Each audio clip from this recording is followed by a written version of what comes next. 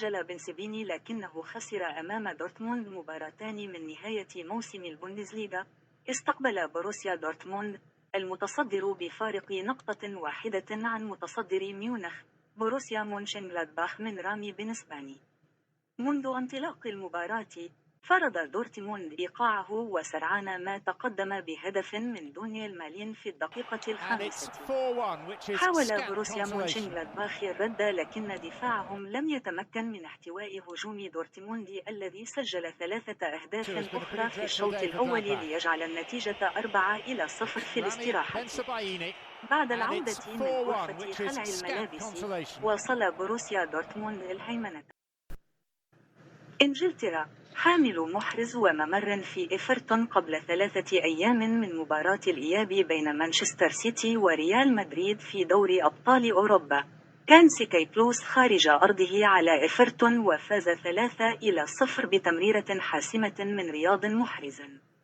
بينما تم ترك ثلاثي دي بوين وبرناردو سيلفا وجريليش على مقاعد البدلاء ربما بسبب مباراة إياب نصف نهائي C1. قدم الجزائري تمريرة حاسمة له للمرة الثالثة في الأسبوع إلى قائده جوندوغان ليفتتح التسجيل في الدقيقة 7.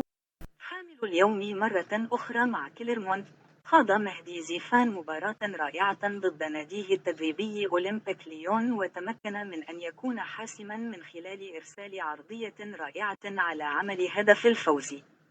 استخدم كمكبس أيمن ظهر اليوم.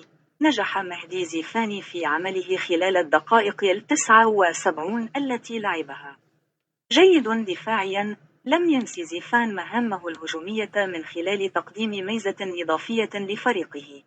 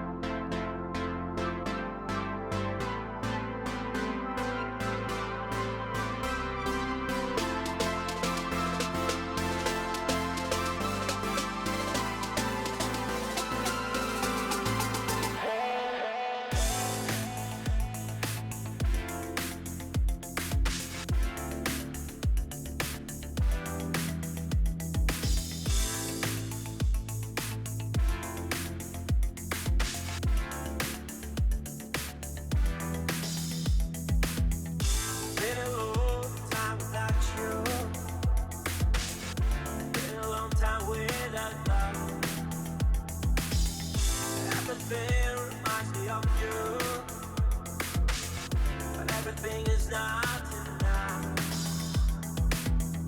Feeling out by the ocean.